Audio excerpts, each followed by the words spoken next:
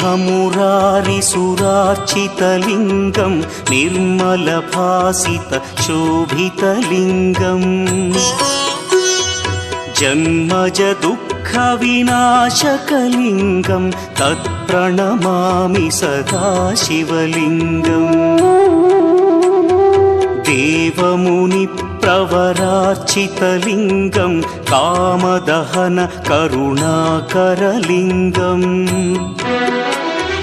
रावणदर्पविनाशकलिङ्गं तत्प्रणमामि सदा शिवलिङ्गम्